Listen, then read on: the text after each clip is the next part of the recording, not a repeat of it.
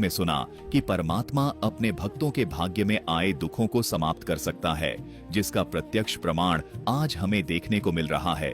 आज वर्तमान में संत रामपाल जी महाराज जी ने कबीर परमेश्वर की शक्ति से किसान और मजदूरों के भाग्य को बदलकर दिखा दिया है।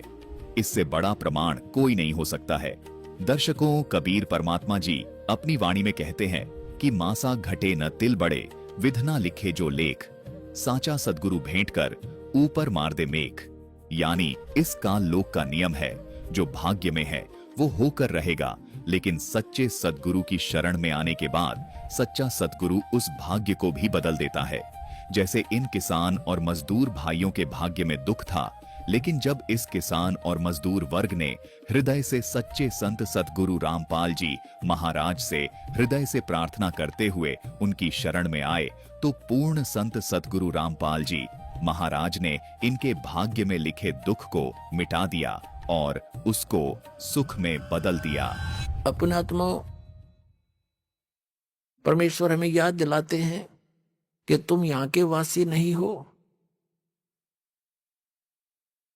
और वो परमात्मा स्वयं ही चलकर आते हैं, हमें यथार्थ ज्ञान बताते हैं। जैसे अब आप जी सत्संग में आते हैं, महीने 2 महीने 10-15 दिन 4 महीने में तकरीबन सभी आ लेते हैं। तो अन्य व्यक्ति तो ये सोचते हैं कि ये कितना हानि करते हैं, किराया लगता है, काम छोड़कर जाते हैं। पुण्यात्माओं, आप जी को ये ज्ञान होना चाहिए कि आप जहां से चलते हो और यहां तक जो भी आपका किराया भी लगता है, वो भी परमात्मा के पुण्य में है, आपका धर्म में लग रहा है वो पैसा, वहां से लेकर यहां तक। और जो दान धर्म करते हैं, आपको वो तो डायरेक्ट दिखाई देता है कि मैंने दान डाला है, मेरा पुण्य हो गया, लेकिन वहां से यहां तक आने और जाने का जो आपका किराया है, वो भी आपके धर्म में लिखा जाता है।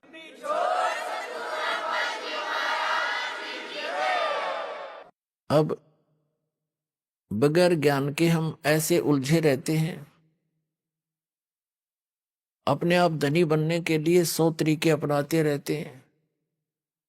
परमात्मा कबीर जी कहते हैं, कल्पे कारण कौन है कर सेवा निकाम, मन इच्छा फल देऊंगा जो पड़े मेरे ते काम। कि मेरे सतर का जो भगवान के सतर का तेरा कोई ऐसे कार्य आवेगा, कोई आपत्ति आवेगी, तो फिर कहता है तू चिंता ना करना, तेरा मन इच्छा फल दूंगा तुझे, परंतु रहना पड़ेगा तूने मेरी मर्यादा में। भगत की कैसी मर्यादा है? भगत और जगत का आपस में मतभेद सदा से रहा है। इसका कारण क्या है?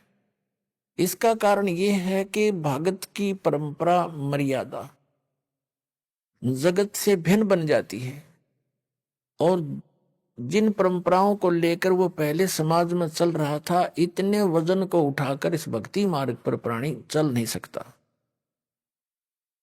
जैसे कोई यात्री है, यात्रा कर रहा है, वो पहले ही सोच लेता है आवश्यक वस्तुएं ही लेकर साथ चलो, अधिक गठड़ी उठाने सफर नहीं कर पाऊंगा, उसको अंडरस्टूड होता है, तो ज्यादा नहीं बांधता, एक थैला छोटा सा काख में टांगा, आवश्यक वस्तु डाली और सफर पर चल पड़ता है। जो भक्त बन गया वो परमात्मा के मिलने वाले मार्ग पर चल पड़ा, और जो भक्त नहीं बना वो वहीं बैठा अपने घर पे, वो उस वस्तु को प्राप्त नहीं कर सकता। तो उसकी मर्यादाएं कुछ अन्य हैं, उनसे हटकर हम अपने सीमित करके इस सफर पर चल सकते हैं।